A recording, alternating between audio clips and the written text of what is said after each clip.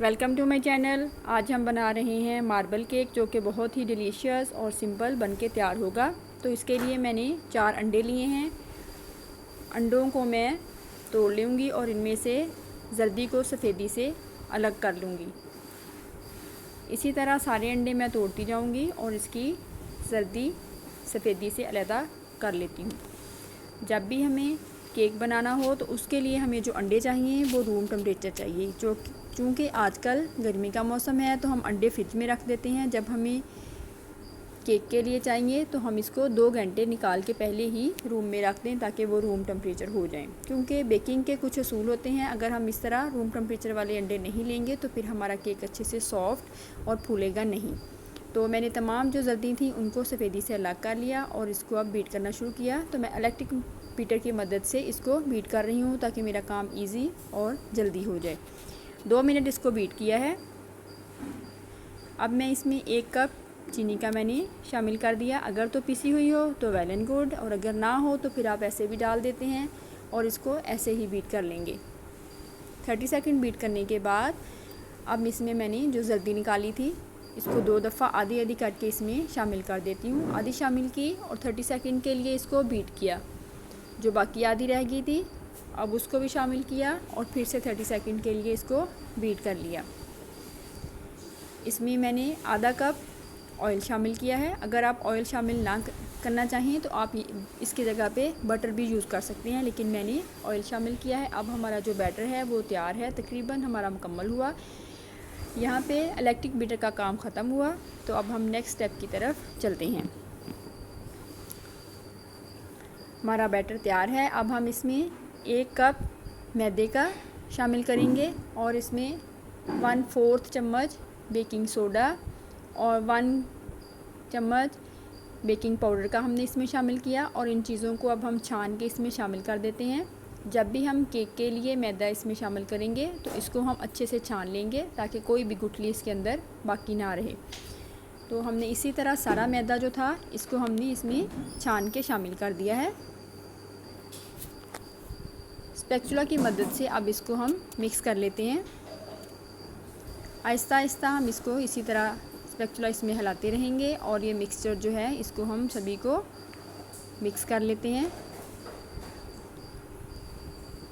Mixture हमारा तकरीबन ready हुआ, अच्छे से मिक्स हो चुका है। तो अब मैं इसमें 1 चम्मच वनीला एसेंस शामिल कर रही हूँ।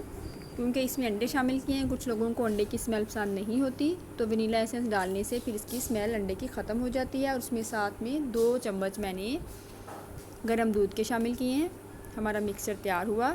अब मार्बल केक के लिए चूँकि हमें कोको पाउडर चाहिए तो मैंने एक बाउल में 1 चम्मच कोको पाउडर का और 2 चम्मच दूध के शामिल किए और इसका अच्छे से मिक्सचर रेडी कर लिया ताकि इसके अंदर कोई भी गुठली बाकी ना रहे। तो जो बैटर हमने तैयार किया था अब उसमें से आधा मैं इसमें शामिल कर देती हूँ।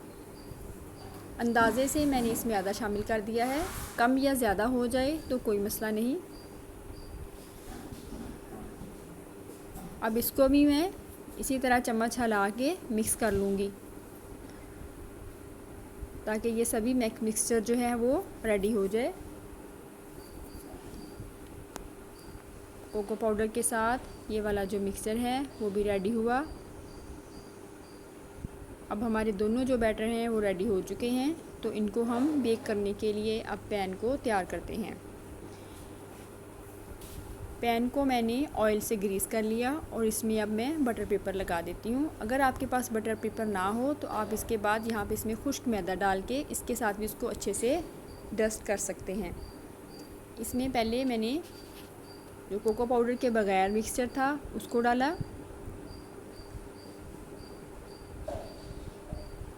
इसके नीचे एक ऐसे लेयर मैंने बिछा दी। तो अब इसमें मैं कोको पाउडर वाला जो मिक्सचर हमारा है, ये वाला बैटर, इसको मैं थोड़ा थोड़ा करके इसमें शामिल करूँगी। इसी तरह अब मैं बाद में इसके ऊपर फिर जो सादे वाला बैटर है उसको शामिल करूँगी।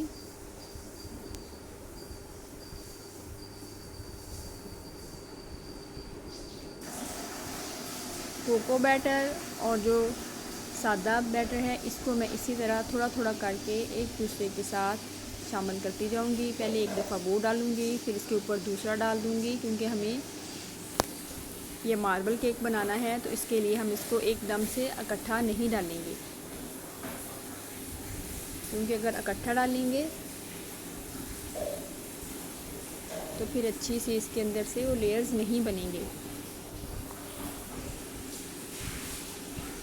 थोड़ा थोड़ा करके इसी तरह हमने ये डालना है।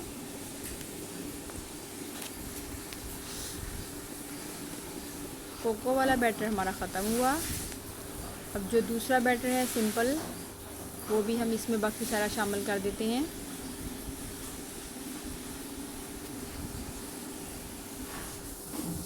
जो तमाम बैटर था वो हमने पैन में शामिल कर लिया। अब एक स्टिक की मदद से हम इसको सर्कल की शेप में घुमा लेते हैं, ताकि इसके अंदर इसकी ऐसे लेयर्स बन जाएं।